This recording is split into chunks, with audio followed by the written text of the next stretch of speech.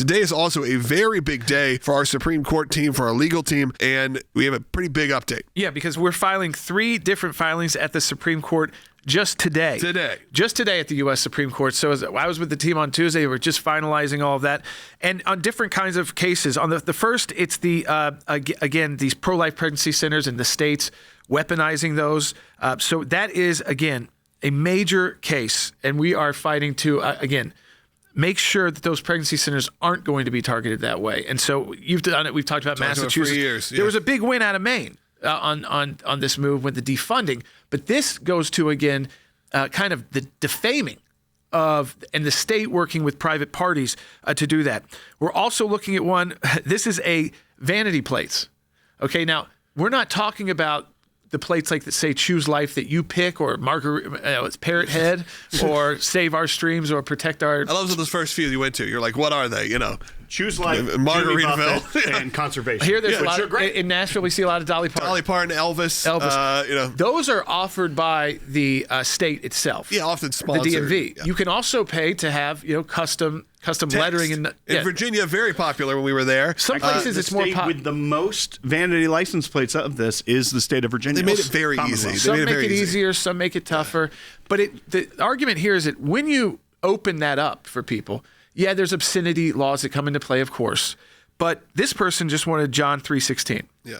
And they said no because that's a Christian message on a government license plate. My wife had a Christian message on her vanity tag in her first car, which we still have that tag. Yeah. So I mean, it's not uncommon, especially for kids who want to showcase their faith and do it maybe in a creative way. Everyone has seen these vanity tags for years, but you have states now saying too far. You can't open up a form. No one's saying to the state they must allow people to be able to do these tags, but if you allow it, you can't discriminate because you don't like someone's view. And especially as we've seen, Logan, since the beginning of the ACLJ, they always think they can treat religious speech different than everyone else's speech. And that is not the case. Yeah, religious speech is not profanity. It's no different than if you wanted to somehow do Jimmy Buffett, Parrot Head, or something like that on there. It should all be treated the same if you open the form.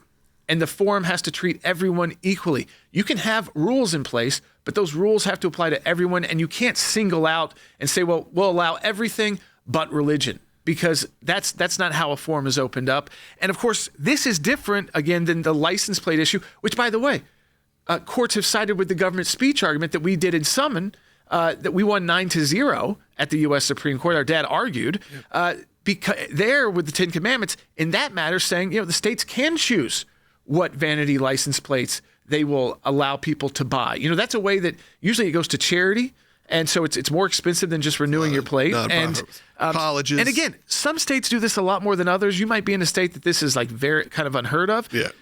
In the South, there's a lot of vanity. Oh, in Tennessee, I mean, the choices are almost endless of what you can get. And it says "In God We Trust" on it. Or it doesn't have to. Right. You can actually. You can ask for the one that doesn't, right? Yes, and in fact, they sent me one once that did not, and then everyone. Do you check a box here to say you want that one? I can't remember. Yes. Yes, I think I checked the box. And then I got one, and I had a lot of dirty looks when I didn't have the one that said "God We Trust." They're like, "This heathen selected." I was like, "I did not. It just wasn't my car dealer put the wrong one." Yes, but so here you're looking at again the government opening up a place for speech, and then saying, but not that kind of speech. And we're talking about the typical John 3:16. There it is again. You know what it is? People know John 3:16 too well, and Christian or not. Yeah, and you can't get around it. Too much a reminder to people about the Christian faith. I think like if Isaiah 4:1, they might think you're talking about a basketball player or something. Yeah, I think my wife's was like some girl for him, something like that. Something that was kind of innocuous at the time. But of course, if you were in Alabama, you probably knew. But Jordan, as we talk about this, many people may be like, well, I mean, I just have the standard license plate. I don't put that much effort into it. This has broader implications, which is why we are engaging in this. While it may seem like it's just license plates, is that big of a deal? Yes, it is, because it is a forum. It is speech. It's the ripple effect. It could affect students. It could affect employees. It could affect public spaces that are governed by the government in some way.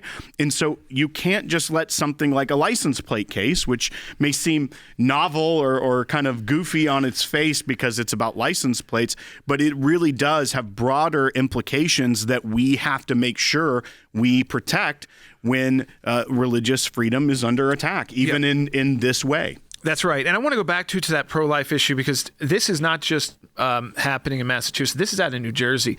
And it's because the New Jersey Attorney General launched investigations into pro-life pregnancy resource centers and accused them, uses the language like, quote, deceptive practices, only because they offer alternatives to abortion and support women during pregnancy. A woman that goes in there knows very quickly they're not going to give you an abortion there. That also doesn't prevent her from leaving and going to get an abortion.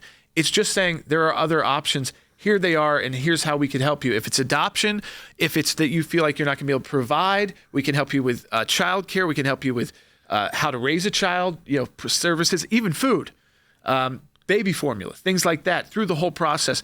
And they demonize those because they're an alternative to abortion. And again, that just tells you who is filling their campaign coffers. It's interesting because when the next case is a political case that we'll talk about, who's filling their campaign coffers? It's the abortion industry, and so they want to shut down any competitors. It tells you how effective these PRCs are, too.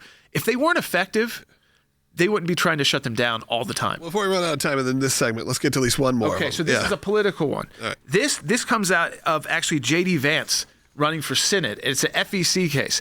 And just to kind of explain it and make it kind of general to people, there is a ban in time periods of political campaigns, and we're talking about federal campaigns here, when a federal campaign cannot coordinate expenditures with the state Republican Party. Now, think about that for a minute. The state Republican Party, you were nominated sometimes at the state Republican Party's convention or their primary, and so you're the only nominee for the party, and the FEC is saying you can't even decide if you want to coordinate your expenditures. This case would not be saying you must. It's not telling the state Republican Party you have to coordinate with that campaign. Sometimes people get through those primaries that the state party isn't as behind. They wouldn't be forced to coordinate. But look, a lot of this is also technology too. Watch campaigns. You'll see a lot of YouTube videos uploaded that aren't edited. And they are, so people can take them without coordinating them and then edit their own ads to put up. But the marketing department's always a step in front of you. This should be done. And the FEC dropped the case. The DNC is actually fighting this one.